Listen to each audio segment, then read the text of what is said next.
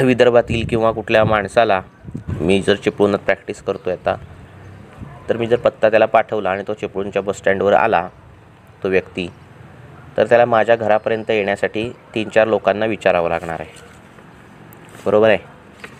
तो रिक्षावाल्याला विचारेल की हे अंतर वॉकेबल आहे का, चालत जाऊ की कसं, किंवा तो प्रत्येक टर्नला माझ्या क्लिनिकचा पत्ता किंवा माझ्या घरचा पत्ता विचारेल, गुगल मॅपचा वापर करेल, अशा वेगवेगळ्या पद्धतीचा तो वापर करेल आणि तो माझ्यापर्यंत पोचेल. पण जर त्या माणसाला, त्या व्यक्तीला माझ्यापर्यंत पोचताना माझ्या घरी येताना असा जर व्यक्ती भेटला की तो म्हणेल की मी पण तिथेच चाललो आहे, तुम्ही माझ्या गाडीवर बसा, आणि त्या माणसासोबत तो बरोबर आला, तर तो कमी वेळेत माझ्या घरी पोचणार आहे. इकडे तिकडे जायचा त्याचा वेळ वेस्टेज कमी होणार आहे आणि चुकण्याचे चान्सेस जवळजवळ 0 आहेत त्या व्यक्तीचे. तो पोचणार नाही असं नाही, तो 4 लोकांना विचारेल, कदाचित कुठल्या तरी दुसऱ्या चौकात जाईल, तिथे परत तो टर्न घेईल, अशा पद्धतीने चुकामुक होण्याचे चान्सेस आहेत. पण त्या व्यक्तीच्या जर तो मागे बसून आला की जो माझ्याच घराकडे येणार आहे अशा व्यक्तीच्या, तर तो एक्झॅक्ट माझ्या घरातच पोचेल, कमी वेळेत पोचेल आणि चुका होण्याची शक्यता अगदी 0 आहे. तर हा जसा विचार आहे तसाच गामयुतीचा विचार आहे. जशी पृथ्वी बनलेली आहे, आपणही एक सृष्टीचा एक भाग आहोत आणि सृष्टी निर्माण करताना एक काही फॉर्मॅट आहे आणि त्या फॉर्मॅटमध्येही आपण बसतो, सगळे मनुष्य बसतो.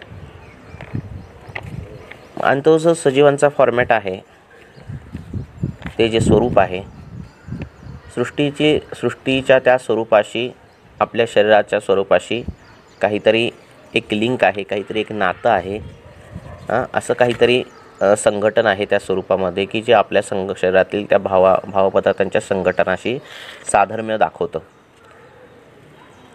आणि ते जे द्रव्य आहे, वनस्पतीचे द्रव्य जे असेल किंवा कुठलंही द्रव्य असेल, खनिज द्रव्य असेल, ते द्रव्य शरीरातील विशिष्ट भावपदार्थांकडे जाण्याची त्याची एक स्वभाव प्रवृत्ती आहे की शरीरातील त्या भावपदार्थावर ते जास्त काम करतं, त्या भावपदार्थाकडे ते जास्त जातं.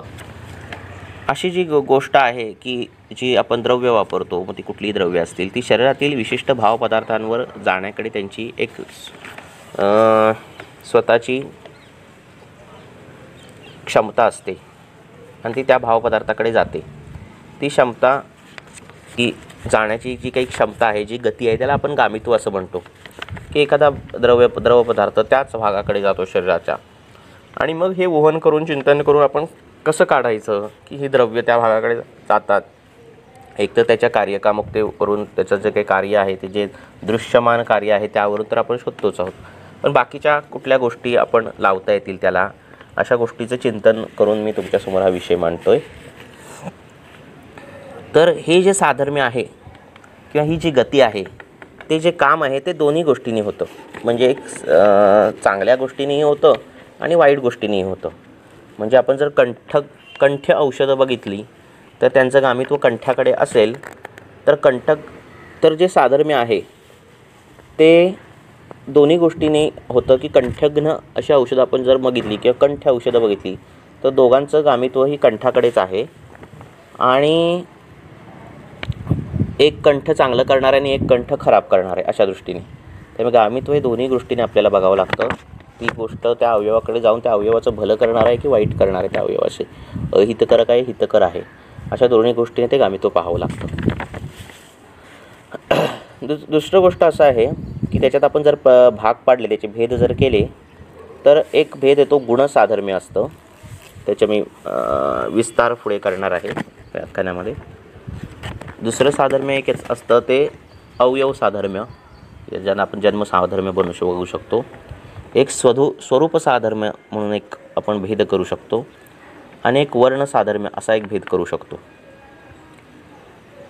तर प्रत्येक वेळी एकच द्रव्य एकाच भावपदार्थाकडे, शरीरातील दोषाकडे, दुष्याकडे किंवा अवयवाकडे जाईल असं नाही, तर कधी द्रव्य संयोग पण त्या भावपदार्थाकडे जातो. जसं रसपाचक आहे तर त्याचं गामित्व रसाकडे आहे, रक्तगामित्व रक्तपाचक रक्ताकडे, अशा पद्धतीचं द्रव्य संयोगाचं पण गामित्व असतं. गामित्व मी तुम्हाला सांगितले की प्रत्येक वेळी गामित्व हा ते द्रव्य त्या अवयवाकडे असलेलं हे त्या अवयवाला हितकरच असेल असं नाही, त्याची कार्य कर्म त्याची बदलतात. जसं दही असेल, ते दही अभिषंद निर्माण करतं, त्याचं गामित्व यकृताकडे आहे आणि ते अभिषंद निर्माण करतं. पण तेच पिंपळी जी आहे ती अभिषंद घालवणारी आहे आणि तीही यकृतगामीच आहे. म्हणजे दोघंही यकृतगामी असूनही एक अभिषंद निर्माण करते आणि एक अभिषंद घालवते. अशा पद्धतीने जसं दूध आहे तर दूध हे ओजगामी आहे, ते ओज वाढवणारं, पटकन ओज वाढवणारं असं द्रव्य आहे. पण तेच विष हे द्रव्य तेही ओजगामी आहे आणि ते ओजाचा नाश करणार आहे. तर अशा दृष्टीने दोन्ही विचार तुम्हाला करावे लागतात.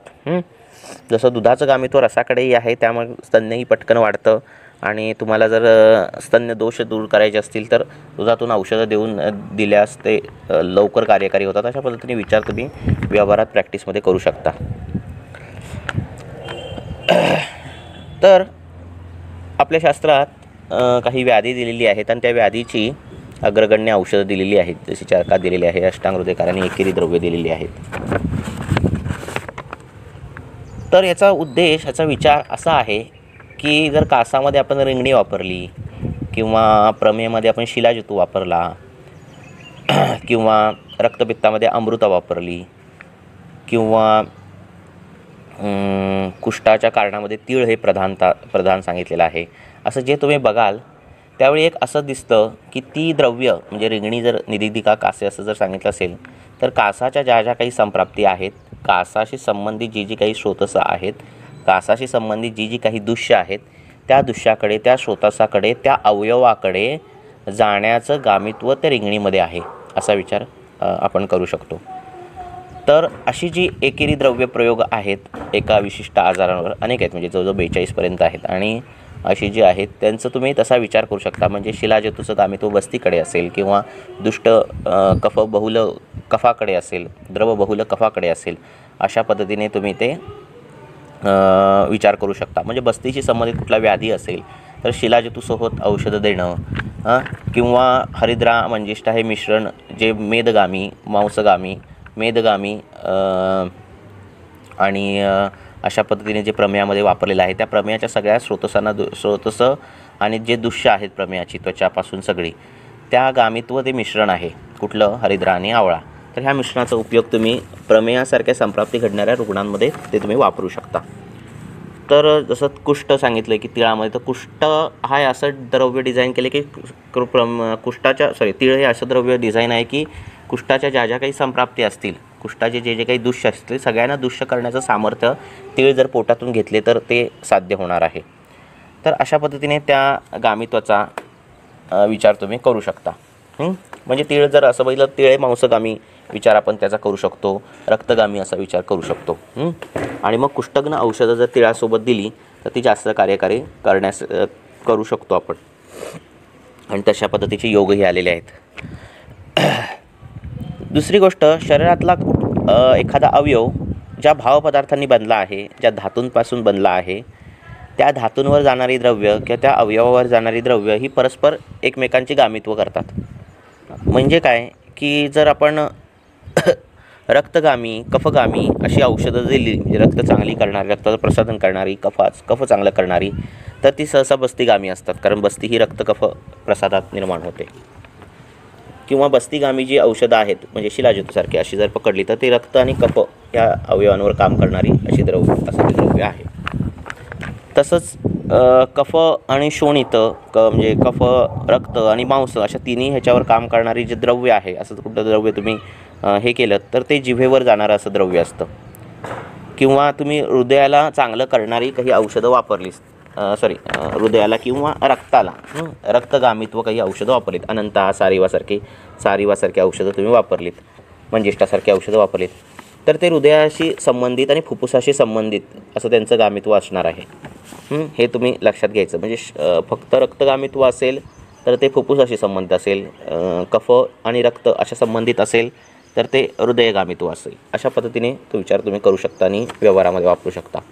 मेदगामित्व, ज्यांचं गामित्व मेदाकडे आहे, म्हणजे आता शिराखंडरा आपल्याला चांगल्या करायच्या आहेत, तर शिलाजेतूसारखं औषध जे मेदगामित्व आहे, आणि जर शिरा आणि स्नायूंमध्ये जर शैथिल्य आलं असेल तर ते शैथिल्य दूर करण्यासाठी आपण शिलाजेतूसारखं औषधं वापरू शकतो जे मेदगामित्व आहे. कारण शिरा या मृदूपाकापासून तयार झाले आणि स्नायू या खरपाकापासून तयार झाले मेदाच्या. तर अशा पद्धतीने तुम्ही औषधं वापरू शकता. जसं रसगामित्व जी औषधं आहेत, म्हणजे शतावरीसारखं औषधं, हे रसगामित्व असल्यामुळे ते स्तन्यावर काम करतं आणि स्तन्य लवकर वाढतं. मग स्तन्याचे दोष जर तुम्हाला काढायचे असेल तर शतावरीसोबत ती दोषगण औषधं वापरून तुम्ही ते गामित्वाच्या विचाराने ती औषधं तुम्ही वापरू शकता. किंवा साक्षात दूध, जे सामान्य सिद्धांतानुसार दूधच आपण जर दिलं आणि तर ते स्तन्यावर जाणार आहे, आणि त्याच्यासोबत जर आपण स्तन्य दोषातली काही औषधं टाकली तर तीही त्या दृष्टीने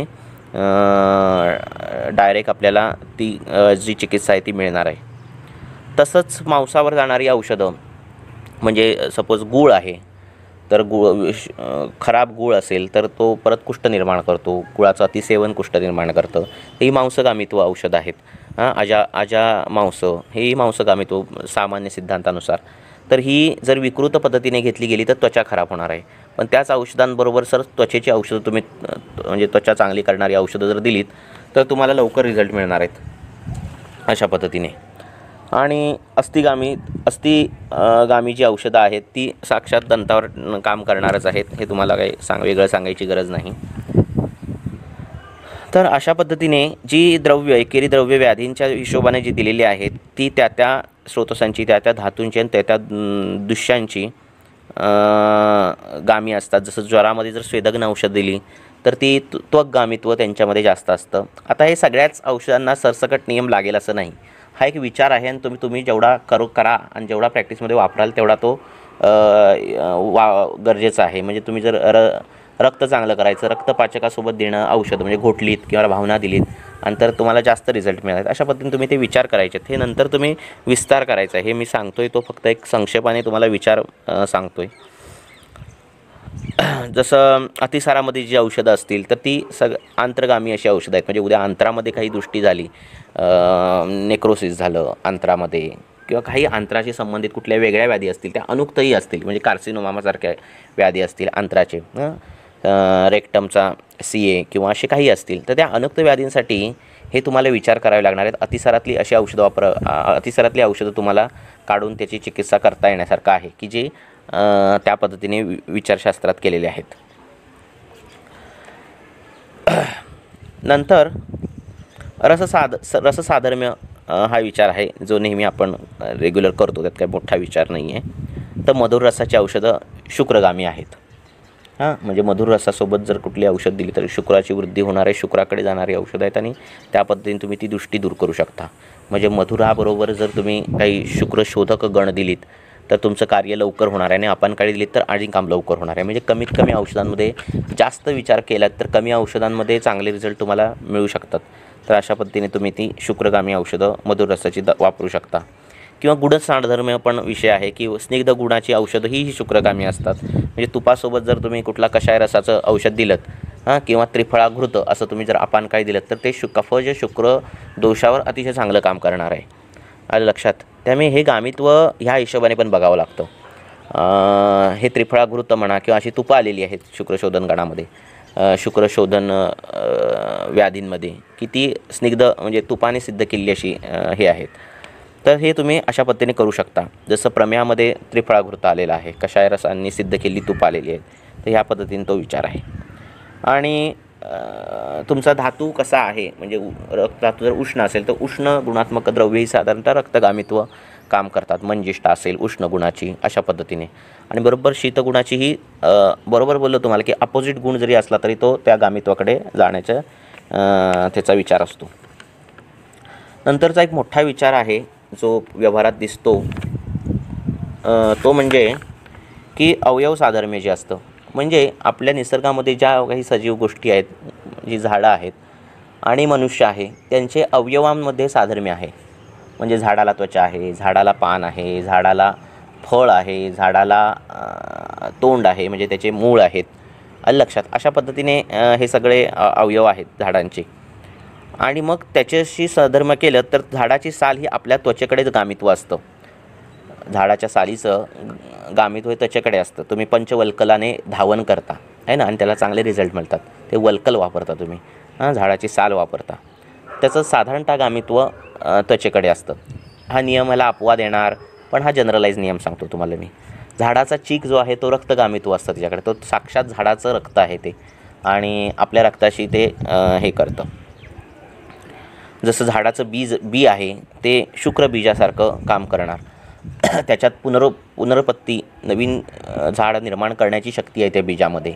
आणि अशी शक्ती नसलेल्या पुरुषांमध्ये, व्यंधत्व असलेल्यांमध्ये अशा आपण बी वापरतो. त्याचं साधं उदाहरण, जे नेहमीचं उदाहरण आहे ते कवच बी किंवा माश ही त्याची कॉमन उदाहरणं आहेत, आणि ती आपल्याला व्यवहारात दिसतात.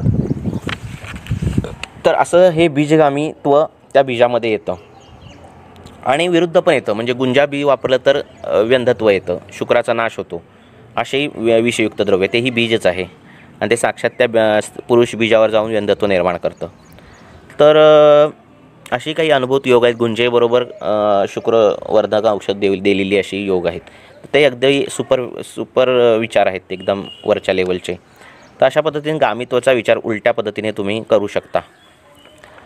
फळाचं जे मांस आहे, झाडाचं जे फळ आहे आणि फळाचं जे मांस आहे, त्या मांसाचं गामित्व आपल्या शरीरातल्या मांसाशी असतं. जसं हिरडा आहे, तर हिरड्याचा आपण मांस यूज करतो, ती पूर्ण बियाच्या वरचं सगळं यूज करतो, आणि हिरडा हा मांसगामी आहे, मांसाचा अग्नी वाढवणारं द्रव्य आहे.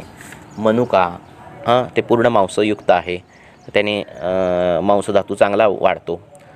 खारीक असेल, अशी वेगवेगळी उदाहरणं तुम्ही देऊ शकता जी मांसगामित्व आहे, ज्याच्याने मांस वाढतं. तर मांसाकडे जाण्याची त्यांची सहज प्रवृत्ती असते. तर अशी सगळे विचार आहेतच. शिवाय पान, झाडाचं पान हे जे त्याचं फुफ्फुसच आहे, तो ज्याचं फोटोसिंथेसिसच्या पानाद्वारे होतं ते सगळं पान, आणि आपलं फुफ्फुस हे एकत्र जर बघितलं तर पानाचं गामित्व हे फुफ्फुसाकडे जास्त जातं. मग तुम्ही एक हे आहे अनुभूत योग की सागक्षार, म्हणजे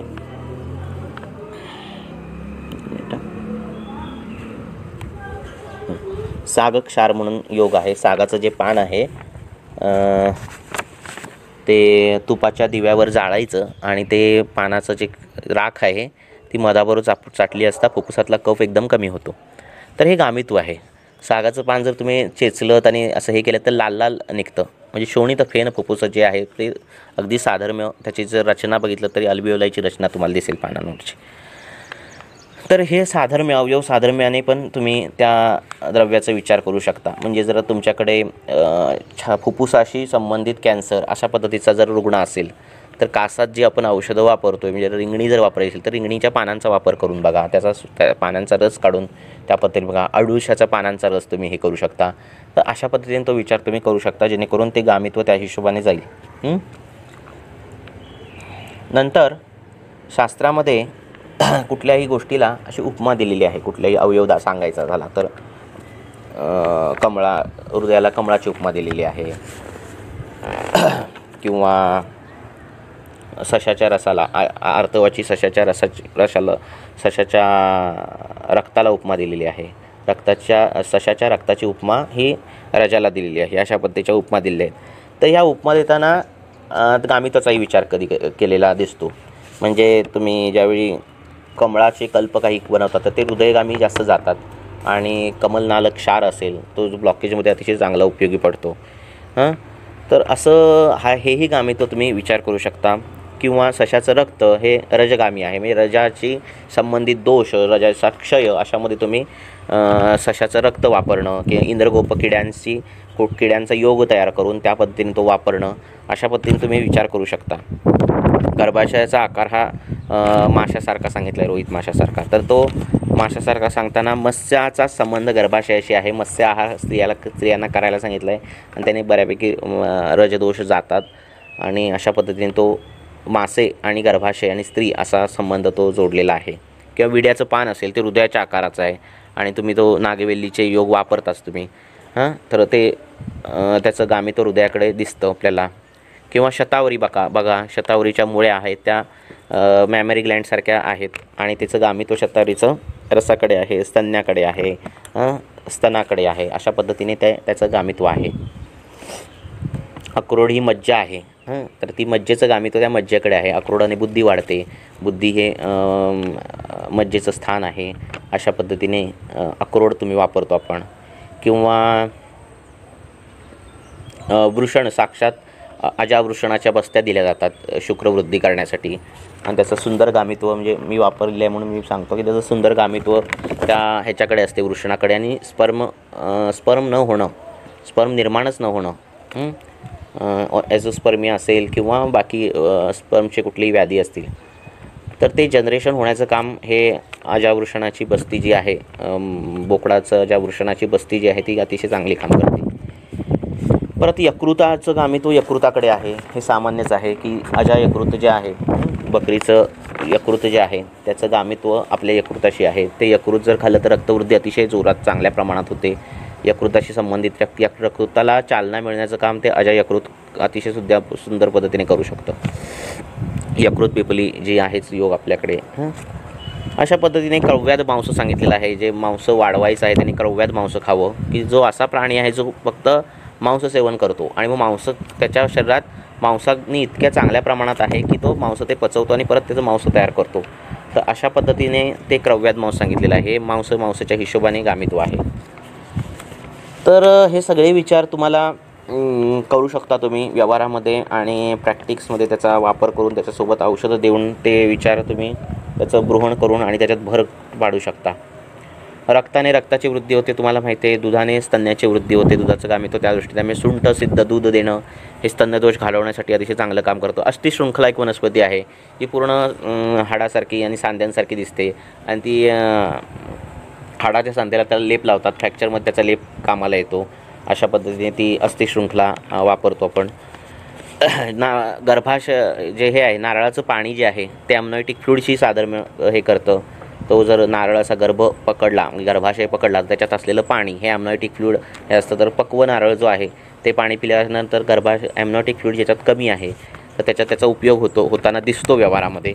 तर इतकं ते साधर्म्य, स्वरूप साधर्म्य आहे. जसं लाजाळू ही स्पर्श, लाजाळूचा अतिशय चांगला तुम्हाला हे करतो की ती स्पर्शगम्य तिचं चांगलं आहे. तर ज्याच्यामध्ये सुप्ती हे लक्षण आहे, ज्याच्यात स्पर्श कळत नाही ज्या व्यक्तीला, त्या व्यक्तीला तुम्ही लाजाळूच्या भावना दिलेली औषधं अशी वापरू शकता किंवा त्या पद्धतीने त्याचे विचार करू शकता. त्याचं तेल बनवून लावायला देणं किंवा त्याचे ते द्रव्य हे करणं, अशा पद्धतीने तुम्ही विचार करू शकता. ज्याच्यात संज्ञाहानी आहे किंवा ज्याच्यात रक्तधातू चांगला तयार झालेला नाही, त्याच्यात रक्त तेल लावायला दिलं जातं, की म्हणजे बोकडाचं रक्त आहे त्याच्याने सिद्ध करायचं तेल, आणि ते तेल अंगाला लावलं की रक्तधातू अतिशय चांगला होतो, त्याचं ब्रहण होतं आणि ते लवकर पचन होतं त्या तेलाचं भाजक पित्ताद्वारे. तर असं रक्ततेल पण तुम्ही बनवून हृदयाच्या पेशंटना किंवा रक्ताशी संबंधित पांडुरोगाच्या पेशंटना, पांडुजन्य हृदरोगाच्या पेशंटना ते देऊ शकता. शृंगभस्म दिलं जातं, ज्याचं गामित्व अस्थिकडे आहे. हृदयाच्या अस्थी अशा पद्धतीने पण, हृदयाचा अस्थि धातू अशा पद्धतीने पण ते गामित्व तुम्हाला देता येतं. आणि त्या शृंगाबरोबर वेगवेगळी औषधं, आता अस्थि विकृती असेल, विद्रदी असेल, कुठल्या तरी अस्थिमध्ये विद्रदी अशी आली असेल, तर ती गामित्व देताना तुम्हाला एकतर अस्थिमज्जा पाचकासोबत ती औषधं द्यावीत किंवा शृंगभस्मासारख्या औषधांसोबत ती औषध दिलीत तर लवकर ते काम होणार आहे. वडाच्या पारंब्या आहेत, बघता तुम्ही, त्याच्या पारंब्याने जे सिद्ध तेलं बाजारात मिळतात, वटजटादी तेल जे म्हणतात, ते साधर्म्य केसांशी आहे आणि केस वाढताना सरळ सरळ व्यवहारामध्ये ते दिसतं. तर इतकं साधर्म्य असल्यावर आपण काहीतरी उहन करून ती शोधणं गरजेची आहेत.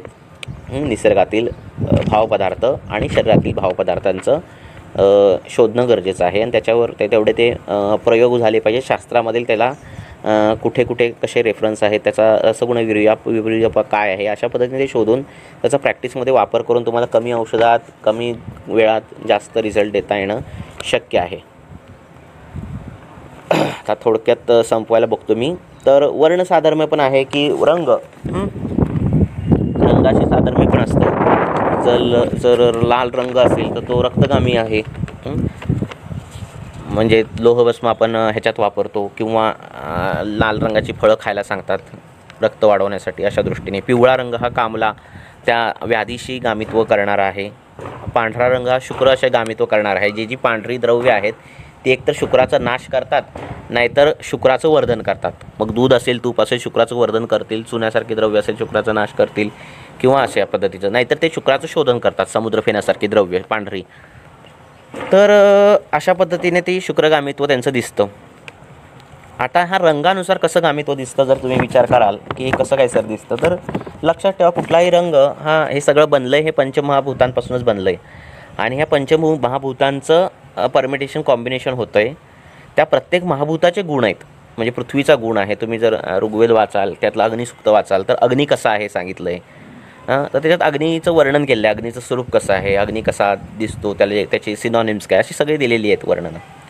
तर ह्या पंचमहाभूताचे स्वतंत्र गुण आहेत, स्वतंत्र रंग आहेत. जसे पृथ्वी महाभूताचा काळा रंग असेल, वायूचा राखाडी रंग अशा पद्धतीचा काळसर राखाडी रंग असेल, तांबडा रंग, निळा रंग हा अग्नीचा रंग असेल, लाल रंग अशा पद्धतीने. तर हे रंग दिलेले आहेत त्या महाभूतांच्या परमिटेशन कॉम्बिनेशनमुळे. रंगामध्ये पण परमिटेशन कॉम्बिनेशन होतं. आणि हे सगळे रंग ते पदार्थ म्हणजे त्या द्रव्यामध्ये असलेले रंग ते त्या महाभूतांची अभिव्यक्ती करतात त्या पदार्थांमध्ये. त्यामुळे आपल्याला जे लाल रंगाची पदार्थ आपण खातो त्यावेळी रक्तवृद्धी वाढताना दिसते. तर हे त्या दृष्टीने पंचमहाभूतांच्या दृष्टीने सगळं घडतं. आणि दुसरे विचार तुम्ही करू शकता की जी मज्जागामी द्रव्य आहेत, जी मज्जेकडे जाणारी द्रव्य आहेत, ती मज्जेतून उत्पन्न झालेला जो अवयव आहे, मग तो बुद्धी असेल नाहीतर चक्षु असेल, तर ते चक्षुगामीही असतात ती द्रव्य. आणि मग मज्जेवर चक्षुवर जर काम करायचं असेल तर मज्जागामी द्रव्यांमध्ये औषधं देणं, त्याच्यासोबत औषध देणं, त्याचा विचार करणं, हे सगळे विचार तुम्हाला प्रॅक्टिसमध्ये तुम्ही करू शकता. नंतर आरशामध्ये तुम्ही बघितलं की पाठा हा गुदगामी आहे. ज्यावेळी तुम्ही आरशाचा पेशंट तुमच्यासमोर येतो तर तो पेशंट जर तो रक्तज आरसा असेल, रक्त पडत असेल, तर तुम्ही त्याच्यासोबत मोचरस आणि पाठा असं कॉम्बिनेशन दिलं तर तुम्हाला चांगले रिझल्ट मिळतात.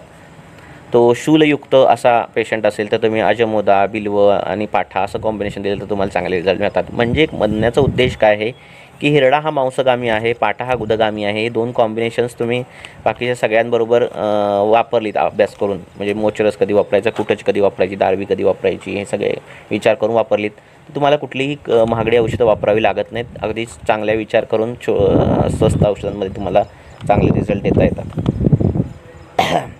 तुळस तुम्हाला कफावर काम करणारी द्रव्य माहितीच आहे की तुळशीचा काळा बिळा देतात. तर ते पान आहे, फुफ्फुसाशी कामित्व असणारं घटना आहे ती.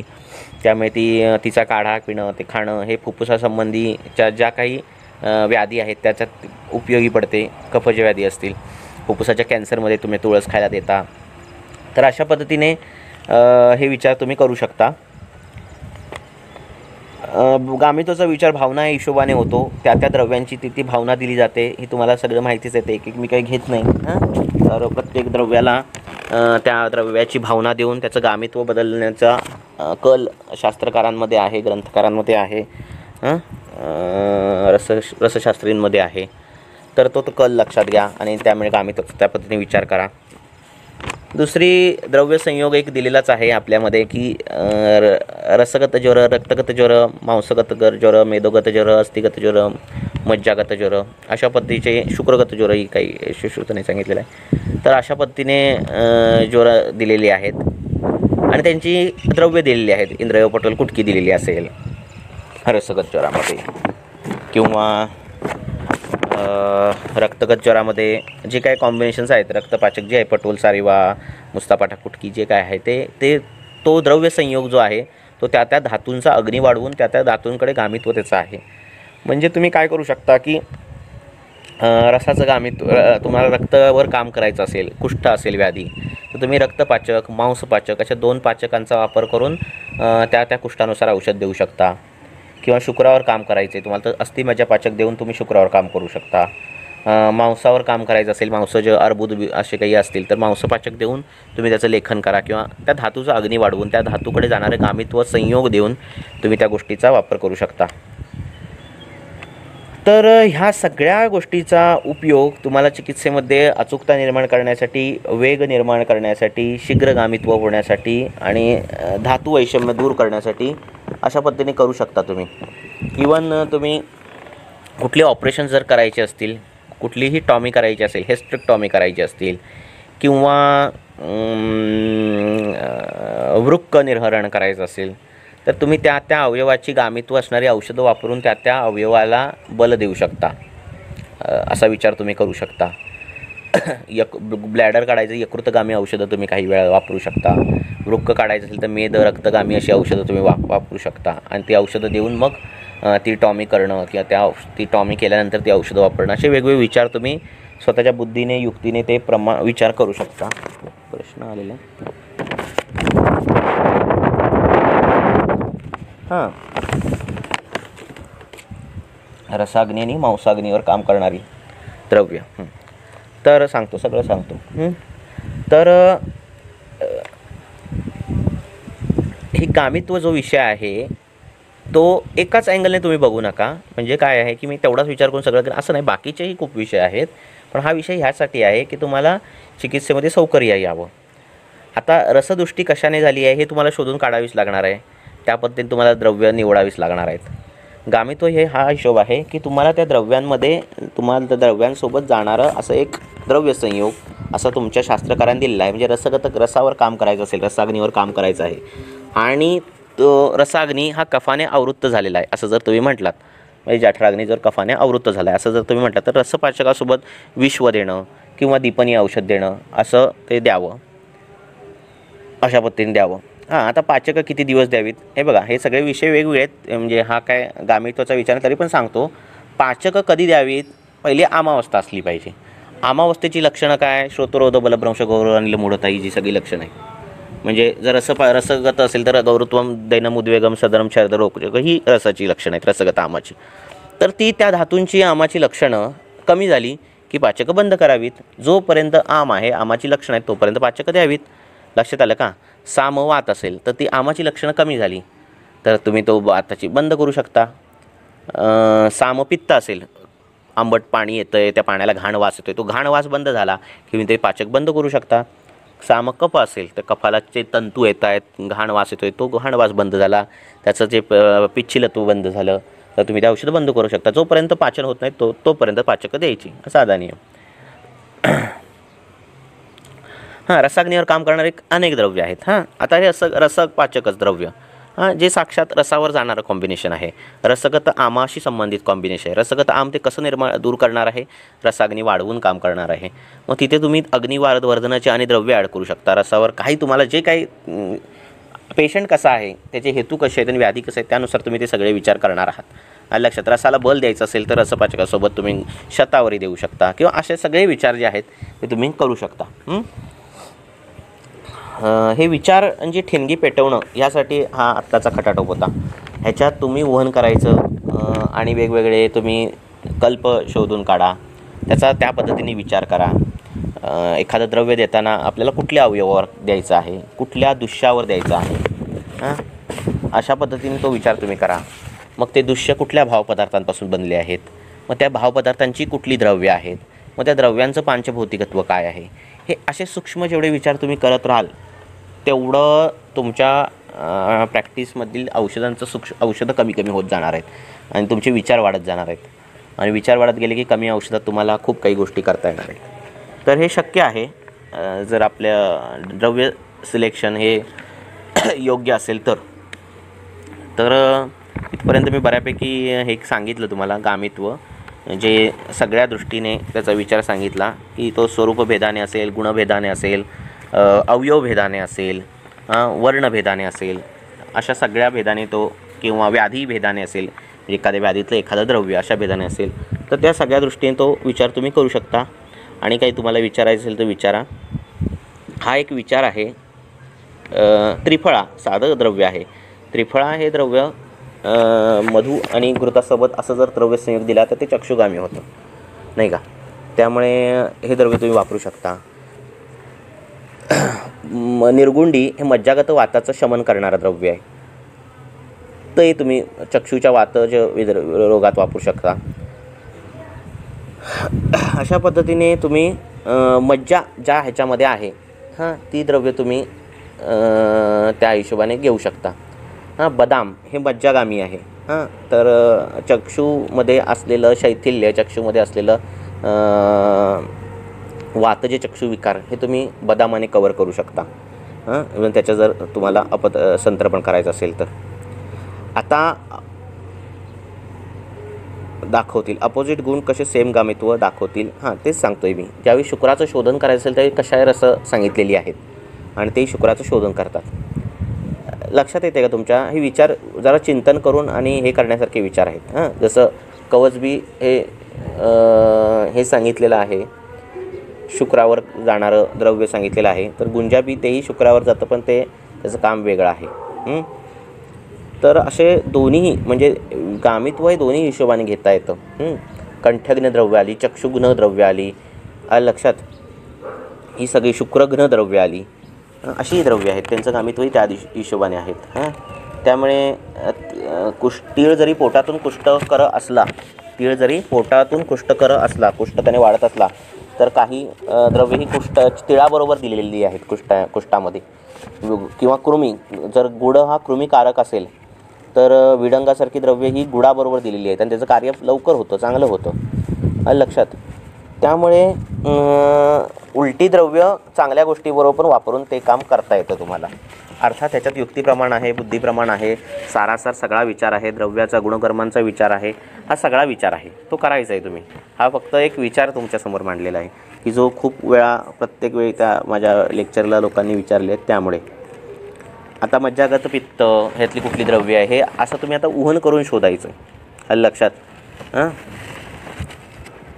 इथं आता हे नाही मी सांगणार आहे, केस किंवा अशा पद्धतीचं काही सांगणार नाही. मज्जागत पित्त म्हणजे तुम्हाला नेमकं काय मज्जा अपेक्षित आहे आणि काय कसलं पित्त अपेक्षित आहे, कुठल्या गुणाने वाढलेलं आहे, ते मज्जागतच का गेलं, मज्जेच्या कुठल्या अवयवात गेलं, हे सगळे डिटेलिंग येतं. त्यामुळे जनरली किती सांगणार मी.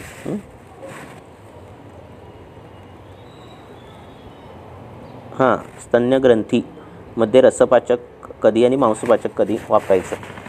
तर लक्षात ठेवा, स्तन्यगत रसगत आम ही पहिली घडणारी घटना आहे आणि नंतरची घडणारी घटना ही मांसगत अशी घटना आहे. म्हणजे नंतर रस, रक्त, मांस अशी घटना आहे. तर तिसरा धातू आहे.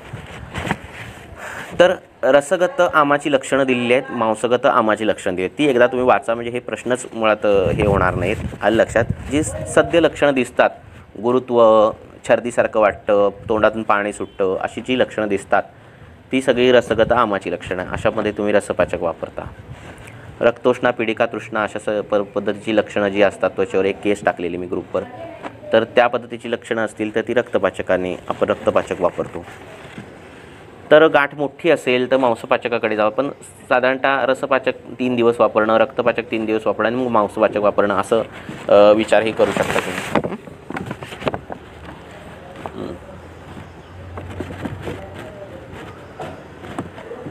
ग्लुटीन फ्री फ्लोअर काही डॉक्टर सजेस्ट करतात, मला नाही. हे काय आपण आपला विषयच नाही मुळात. ते आज सजेस्ट करतील, उद्या त्याचा विरोध करतील, परवा ते कसं आहे, ही त्यांची थेरी आहे, बरोबर आहे, आपले सिद्धांत आहेत, बरोबर आहे. हायड्रोक्विनिन काम करतं आहे का बघू, केलं तर वापरू, असले विचार काय आपण करत नाही. अलग लक्षात. ॲसिक्लोवायर देऊन बघू, मग फरक पडतो आहे का बघू, मग नाही कॉम्बिनेशन हे झालं तर मग ते बंद करू, असं काय आपण करत नाही. आपण काय कोणाला हे करत नसतो. आपले सिद्धांत फिक्स आहेत. आपल्यात काय दिलेलं आहे, नित्यसेवनीय काय आहे, किंवा वर्ज्य करणारी द्रव्य काय, क्षार नित्य सेवन करू नये, मध जास्त सेवन करू नये, अशी जी काही नित्यसेवनीय आहेत, जास्त प्रमाणात मध सेवन करू नये, नित्य सेवन करतो जास्त प्रमाणात करू नये, किंवा दही नित्य सेवन करू नये, मासे नित्य खाऊ नयेत, असं जे दिलेलं आहे ते त्या पद्धतीने आपलं द्रव्यगुणशास्त्र जे काय म्हणतं, आपले जे सिद्धांत काय म्हणतात त्यानुसार जायचं. आपल्याला काय त्यांचे कंटेंटशी काय लेणं देणं नाही, आलं लक्षात. कारण काही नुसता प्रोटीन नसतो. एखादं द्रव्य ज्यावेळी खातो त्यावेळी नुसता तो प्रोटीन नसतो. अंड खाल्लं की पित्त प्रकृतीच्या लोकांना फुगे अंगावर लाली उठते, ते नुसतं प्रोटीन नसतं ना, ते पूर्ण द्रव्य असतं. मग त्या प्रोटीन वाढवायचं असेल तर त्या पित्त प्रकृतीच्या माणसाने दूधच पिलं पाहिजे, त्याच्यातून काय प्रोटीन मिळेल तेच प्रोटीन मिळालं पाहिजे. आपल्याला प्रोटीन महत्त्वाचं नाही, आपल्याला द्रव्य महत्त्वाचं आहे. त्यामुळे ते द्रव्य पोटात गेल्यावर काय काम करणार आहे हे फार महत्त्वाचं आहे. कारण प्रत्येकाने प्रोटीन खाल्लं की प्रत्येकाचीच बॉडी वाढत नाही असं व्यवहारात दिसतं. कार्बोहायड्रेट एवढं खाणं हे प्रॅक्टिकली पण शक्य नाही. त्यामुळे आपली जी हे आहे, आपलं जे आपलं जे द्रव्यगुणशास्त्र आहे रसगुणविरूपक आहे, जे द्रव्याचे धर्मपंचक आहे, त्यानुसार सगळे कार्य करतात. आणि तसेच आपल्या मनातही डोक्यातही तेच विचार असणं फार गरजेचं आहे. असं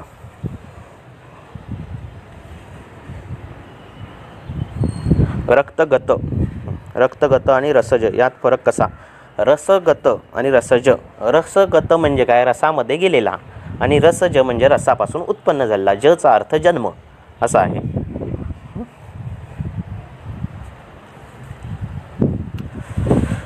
ठीक आहे. त्यामुळे ते शब्द असे बघा.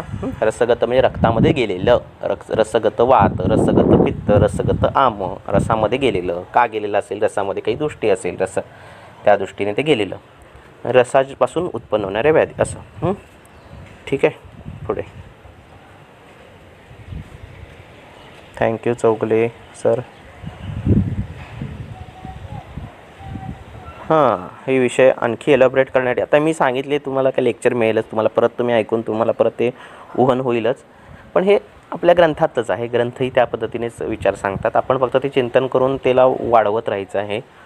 आणि कशा पद्धतीने विचार करायचे? निसर्गातले द्रव्य बघायची, त्या द्रव्याचे गुणधर्म बघायचे, त्या द्रव्याचे अवयव बघायचे. तो अवयव आपल्याला हे होतोय का? त्याचा रंग, त्याचं स्वरूप, म्हणजे ॲक्च्युली काय म्हणतात ना, सगळ्या अँगलने तुमची दृष्टी जर फिरत असेल तर ते सगळे विचार करता येण्यासारखे आहेत.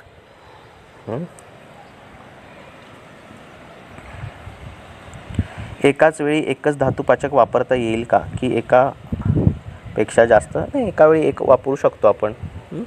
एका वेळी एकच वापरायचा. कुठल्या धातूमध्ये आम गेला आहे त्यानुसार त्याच धातूची ट्रीटमेंट आपल्याला करायला हवी ना. सगळं एका वेळी नाही वापरू शकतो. मग कुठकी डबल होणार, टिबल होणार, असं नाही करू शकतो. एका वेळी एक वापरावं. गुरुत्वाची लक्षणं कमी झाली की रसपाचक बंद करावं. मग रक्तोष्ण पीडिका दिसत असेल तर रक्तपाचक वापरावं.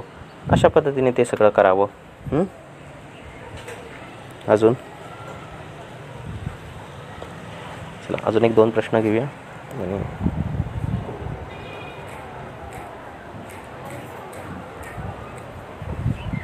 अजून कोणाला काय विचारायचं आहे?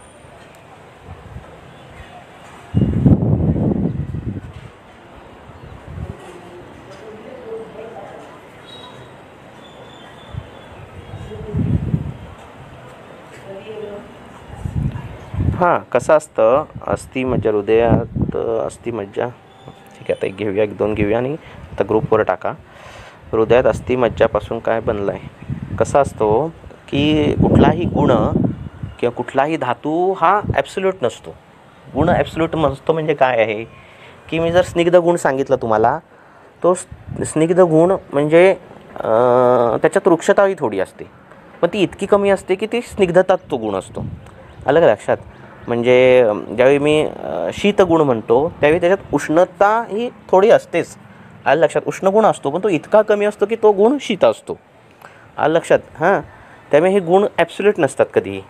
पंचभौतिकत्व ॲब्सोल्यूट नसतं. हे द्रव्य पूर्ण पृथ्वी महाभूताचं आहे असं नसतं. त्याच्यात आकाश पण असणार, तेज पण असणार, वायू पण असणार. फक्त ती मात्रा कमी असल्यामुळे उपदेशस्तु भूयता न्यायाने ते पृथ्वी महाभूत प्रधान द्रव्य असं आपण म्हणतो. आलं लक्षात.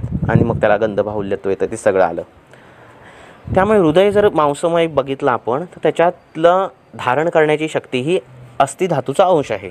असं जर आपण बघितलं, त्याची धारण करण्याची क्षमता म्हणजे थांबण्याची क्षमता, हे करण्याची क्षमता, तर त्या हिशोबाने तो अस्थिधातू आपण पकडायचा. त्या अस्थि शोधायचा नाही आपण, त्या हिशोबाने तो धारण क्षमतेच्या हिशोबाने अस्थिधातू आपण तो बघायचा आहे, कामाच्या हिशोबाने. असा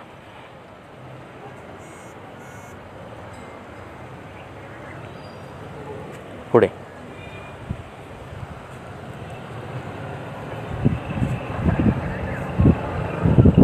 लघुसूत्शेखरचं काय?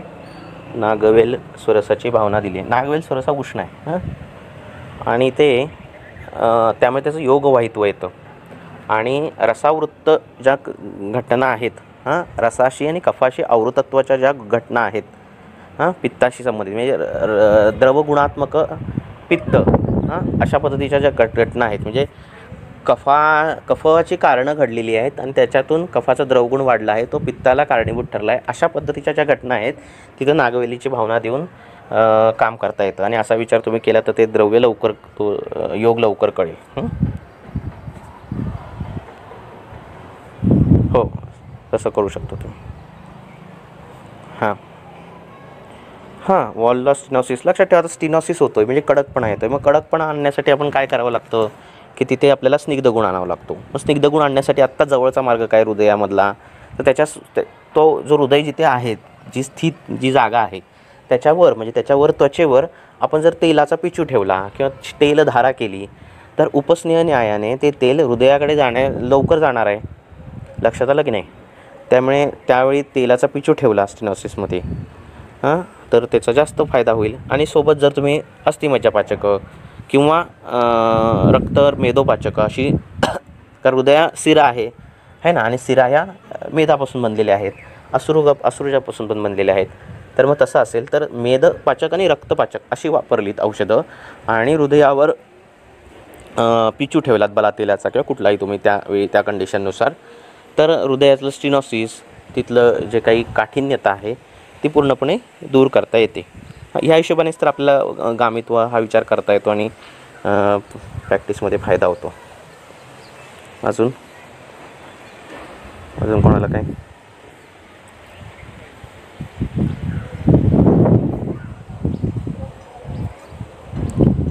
शंका येणार, कारण विचारच असा आहे की तुम्हाला तो विचार करायला भाग पाडणार आहे. फक्त हा एकमार्गी कुठे असा लिहिलेला नसल्यामुळे, संदर्भ इकडे तिकडे त्याचे हे असल्यामुळे आणि हे चिंतनातून वनातून गोष्ट निर्माण झाल्यामुळे तुम्हाला ते एकत्र आत्ता मिळालं विचार आणि त्यामुळे तुम्हाला ते छान वाटतं आहे. पण तसा विचार तुम्हीही करा, जे निदान ॲटलिस्ट जे सांगितलेले आहेत ते औषधं तशी वापरून बघा आणि तुम्हाला अगदी चांगले प्रॅक्टिसमध्ये यश मिळेल असं मला आशा वाटते. अजून एक मी 5 मिनटं थांबतो आणि बंद करणार मी.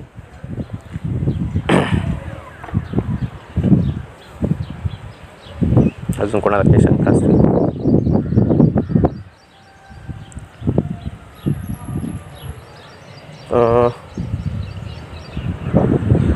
लेखनीय तेलाचा पिचूचा पेपर करता येतो का स्टिनॉसिसमध्ये? पेपर का वापर आहे? वापर करता येतो का स्टिनॉसिस काय पिचूचा? हां, जर आता तुम्ही जर म्हणत असाल की हिपॅटोमेगाली आहे असं दिसत असेल चित्र, अर्थात असं आपण कंपॅरिझन करू नये, पण असं जर एनलार्जमेंट दिसत असेल तर तिथं तुम्ही तेलाचा पिचू तुम्ही त्या पद्धतीने ठेवू शकता. स्टिनॉसिसमध्ये कशाला ठेवायचं लेखनीय? आधीच ते वृक्षतेने घडणारी घटना आहे, संवृत्त झालेला आहे ना. सर द्रव्यगुणासाठी द्रव्यगुणासाठी चांगली पुस्तकं काय खूप पुस्तकं आहेत, त्याचं काय एक असं नाही आहे. आणि हे द्रव्यगुणशास्त्र असं द्रव्यगुणाचं पुस्तक लगेच वाचून डेव्हलप होणारं शास्त्र नाही आहे. सोबत ग्रंथ वाचणं, ग्रंथ सतत आपण जे सकाळी टीकावाचन रेग्युलर जे चालू आहे त्याच्यातून काही द्रव्य कळतात, त्याच्यातून काही विचार करतात.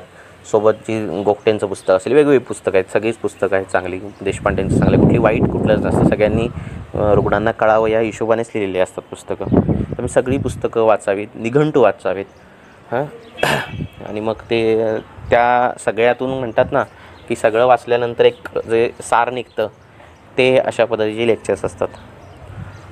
तर अशा पद्धतीचं सगळं वाचन करावं तुम्ही. एकाच ग्रंथाला, एकाच पुस्तकाला हे न करता सगळ्यांचा सार घ्यावा अशा पद्धतीने. हे सगळे गामित्व तुम्ही जर बघाल, वर्णाचे गामित्व तुम्ही बघाल तर मग ते गर्भिणीने लाल वस्त्र घालायची नाही आहे है ना, तर किंवा लाल पदार्थ बघणं टाळायचं, हे सगळे विषय तुम्हाला कळावे लागतात. आणि मग कळतं की आपल्या शास्त्रामध्ये किती सूक्ष्म विचार केलेले आहेत, अलग लक्षात. त्यामुळे किंवा निळा रंग जो आहे तो वेदनाशामक आहे.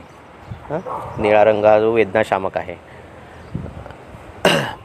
आणि मग ह्याच्यात सांगितलेलं आहे ऋग्वेदामध्ये.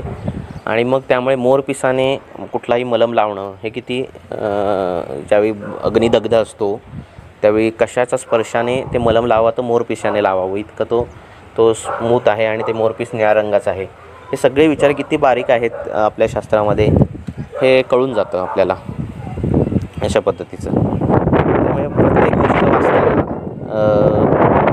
कुठलीही असेल, मग ती निदानातली असेल किंवा कुठली असेल, अशीच लिहिलेली नाही आहे किंवा असंच काहीतरी केलेलं नाही आहे, त्यांना वाटलं म्हणून असंच त्यांनी ते कारण दिलं किंवा त्यांना असं नाही आहे. प्रत्येक गोष्टीमागे एक सिद्धांतिक बैठक आहे आणि त्यांच्या बुद्धीचं एक त्याच्याची ती अभिव्यक्ती आहे, ते जे लिहिलेलं आहे ते. त्यामुळे ती गोष्ट वाचताना आपल्याला तो विचार करता यायला पाहिजे, हे का असंच का, हे तसंच का, हा विचार जोपर्यंत तुम्ही मेंदूला स्ट्रेस देत नाही तोपर्यंत ती उहन होणार नाहीत गोष्टी तुम्हाला अशा पद्धतीने. त्यामुळे वाचतानाही, ग्रंथ वाचतानाही पूर्णपणे श्रद्धा ठेवून, पूर्णपणे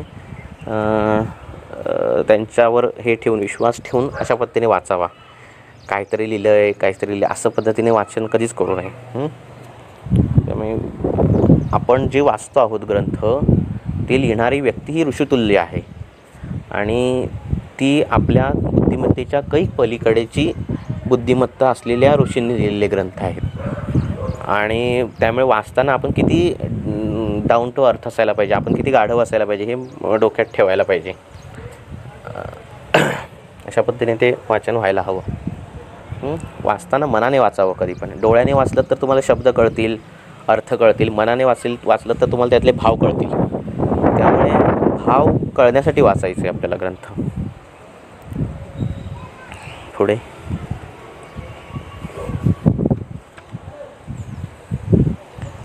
अजून कोणाला काही प्रश्न?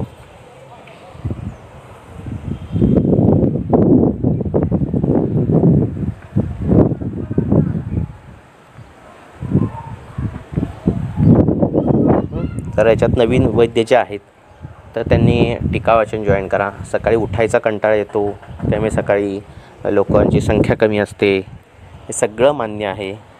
पण एका विशिष्ट स्तराला आल्यावर, प्रॅक्टिसच्या एका खुर्चीवर बसल्यावर तुम्हाला या गोष्टींची गरज पडेल आणि त्यावेळी कदाचित ते असेल तुमच्यासमोर किंवा सांगणारा असेल, हे कदाचित त्यावेळी नसेलही. त्यामुळे मग ती वेळ गेल्यावर मग विहीर खणण्यापेक्षा आत्तापासून जरा आपल्या झोपेला, आपल्या आळसाला जरा लगाम द्यायचा आणि ह्या जिथे जिथं वाचन असतं, टीका वाचन असेल किंवा काही असेल तर तिथे ती लेक्चर्स ऐकणं, मूळ ग्रंथ जिथं वाचन आहे. कारण कसं आहे, मी म्हणणं ह्याला काही महत्त्व नाही आहे, माझ्या नावाला काही महत्त्व नाही. मी कुठल्याही लेक्चरच्या आधी मी हा बोलतो आहे, तो बोलतो आहे असं मी नाव कधीच सांगत नाही, कारण मला महत्त्वच नाही आहे. मी टीका जर वाचत असेल तर मला अजिबात एकाही गोष्टीचं महत्त्व नाही आहे. मी जे वाचतो आहे त्या गोष्टीला खूप महत्त्व आहे आणि ते अष्टांग हृदयाला महत्त्व आहे, त्या अरुण दत्ताला महत्त्व आहे, त्या हेमाद्रीला महत्त्व आहे आणि म्हणून आपण ते वाचत आहोत. त्यामुळे ते सगळं करायचं आहे. त्यामुळे हे माझे विचार आहेत किंवा ह्या वैद्याचे विचार, ह्याच्यापेक्षा ग्रंथकारांना काय वाटतं, त्यांचे विचार काय आहेत हे आपल्यासाठी ऐकणं फार महत्त्वाचं आहे. बाकी सगळे त्यांच्यासमोर फिके आहेत. त्यामुळे मूळ ग्रंथ वाचन करणं, स्वतः करणं, कोण करत असेल त्यांचं ऐकणं हे गरज आहे पुढच्या काळाची. तर त्या पद्धतीने तुम्ही ते जॉईन करा. जे कोणी करत असतील वाचन, टीका वाचन करत असतील त्यांना जॉईन करा, कोणालाही करा, पण मूळ ग्रंथ वाचा. अशा पद्धतीने आत्तापासून सुरुवात करा. बरं,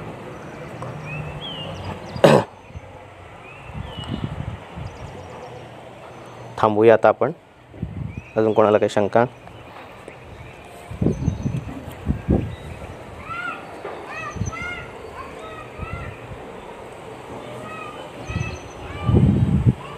धन्यवाद. या लेक्चरची लिंक पण तुम्हाला लवकरच मिळेल. वैद्य आहेत ती स्वतःच्या यूट्यूबवर टाकतायत ती लिंक आणि जेणेकरून ती पोचते सगळ्यांपर्यंत. टीका वाचन मी का यूट्यूबवर टाकत आहे, सगळं प्रकरण मला मोठं वाटतं आणि ते किचकट वाटतं म्हणून ते मी सगळं टाकत नाही. त्याच्यापेक्षा जे कोणी रेकॉर्ड करतील त्यांच्याकडून रेकॉर्डिंग्स घ्या, असं काही तुम्ही करू शकता. ठीक आहे, धन्यवाद.